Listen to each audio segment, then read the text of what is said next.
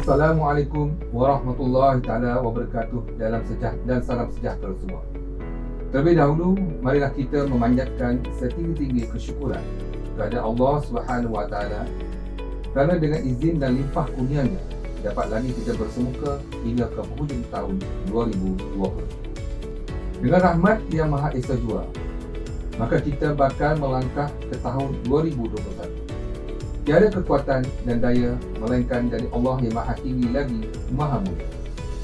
Sebelum itu, izinkan saya mengimbau sedikit apa yang berlaku sepanjang tahun 2020 agar apa yang baik boleh dijadikan tauladan, manakala apa yang terkurang pula dijadikan pedoman agar kita dapat mengatur langkah yang lebih baik di masa hadapan. Sepanjang tahun tempoh 2020, menyaksikan SPRM sentiasa menjadi tumpuan media massa atau masyarakat yang melibatkan pelbagai perkara, antaranya pertukaran ketua pusatjaya SPRM, pelaksanaan peruntukan WT Corporate ataupun Section 17 Capital A yang membabitkan organisasi komersial di bawah undang-undang berkenaan serta kes-kes yang berkonflik. Tahun 2020 merupakan tahun penuh dengan cabaran buat kita semua. Kita berhadapan dengan krisis kesihatan akibat wabak COVID-19 yang tidak pernah kita jangkakan, dan krisis ini telah mengubah kehidupan kita kerana berhadapan dengan situasi yang amat berbeza serta belum pernah kita lalui sebelum ini. Namun begitu, Alhamdulillah, saya kira SPRM berjaya melaksanakan segala perancangan yang dirangkakan pada tahun sebelumnya, di samping menyesuaikan perancangan tersebut mengikut situasi semasa serta isu-isu yang di luar jangkaan kita. Oleh itu, saya ingin mengambil kesempatan ini untuk mengucapkan terima kasih kepada semua warga SPRM dari sektor semua sekali, iaitu operasi, sektor pencegahan dan sektor pengurusan dan profesionalisme yang bertumpus lumus dalam usaha menyokong aktiviti pemberantasan rasuah berimpak tinggi dan berkesan. Ketika berhadapan dengan situasi pandemik COVID-19, tidak dapat dinafikan bahawa kita, iaitu di SPRM ini, banyak menghadapi banyak kekangan dan cabaran, khususnya dalam melaksanakan tugas-tugas siasatan, kerana pegawai bukan saja terdedah kepada virus itu, malah berdepan dengan kekangan seperti menjalankan operasi, mengesan saksi serta kes-kes pertuduhan di mahkamah. Namun begitu, pegawai kita tetap menjalankan tugas yang diamanahkan dengan baik tanpa mengira penat lelah, dan semangat ini wajar diteruskan serta dipertahankan. Di sini kita boleh lihat bahawa sumbangan daripada aktiviti pendidikan masyarakat atau sektor pendidikan masyarakat dan juga sektor pencegahan tidak kurang hebatnya dalam menyumbang kepada pencegahan rasuah secara berkesan di negara ini. Jadi, rakyat akan melihat kepada bagaimana peranan SPRM dalam semua sektor, baik operasi, pencegahan dan juga pendidikan masyarakat.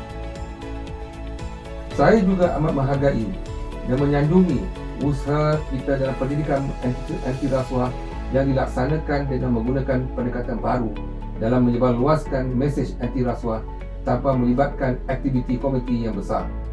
Antaranya, sebagai contoh, pelancaran program SPRM PUBG, Player Unknown Battleground, Mobile Eye Challenge, dan memasukkan elemen anti rasuah ke dalam buku teks di sekolah-sekolah rendah, sekolah menengah, selain menawarkan kursus-kursus integriti dan rasuah di peringkat institusi pengajian tinggi ataupun IPT, yang mana telah memberi impak besar kepada kumpulan-kumpulan sasar.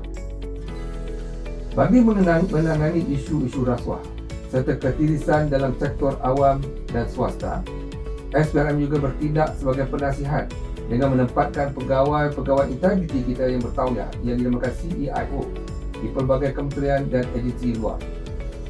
Selain itu, SPRM juga menyediakan pelan pengurusan risiko rasuah ataupun CRM dan mewujudkan portal Sistem Integriti Korporat Malaysia ataupun CSIM bagi memudahkan syarikat-syarikat korporat melaksanakan inisiatif anti rasuah dalam organisasi masing-masing.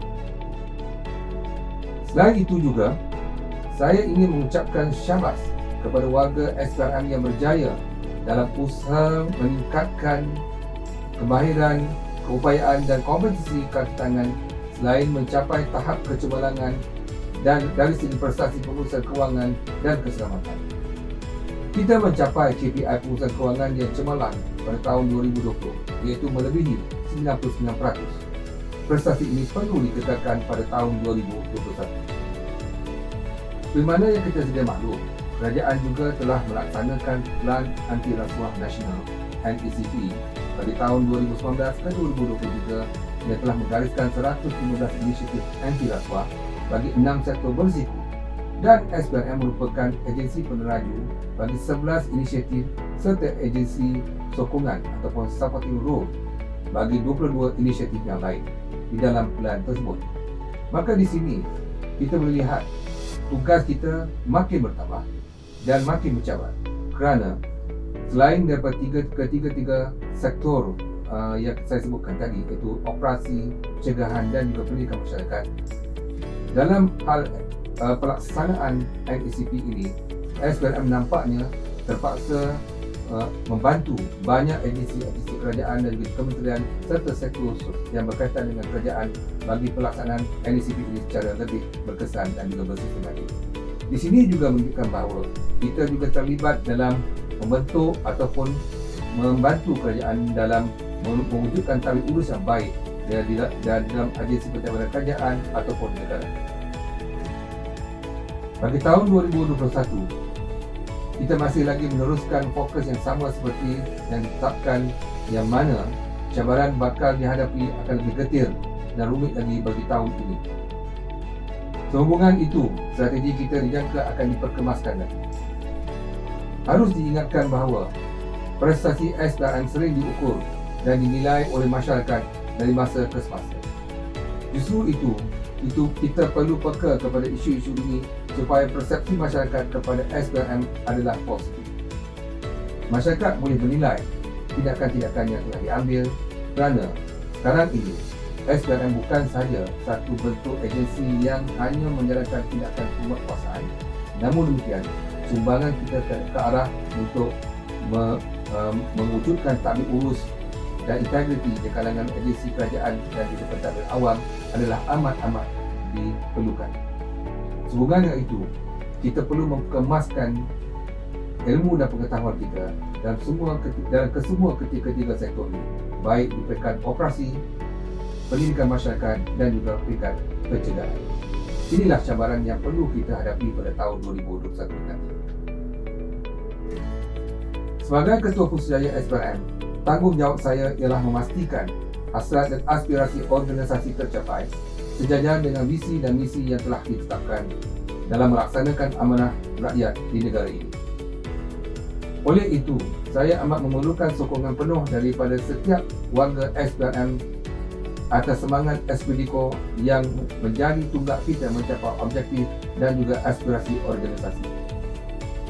Bagi memastikan hasrat itu tercapai, saya berharap warga SPRM bersiap sedia dari pelbagai bidang, terutamanya meningkatkan ilmu, kemahiran dan prestasi bagi merangka strategi yang lebih berkesan dalam memerangi jenayah rasuah, sekaligus menjadikan Suruhanjaya ini sebagai sebuah agensi pencegahan rasuah yang terunggul yang diiktiraf di peringkat antarabangsa.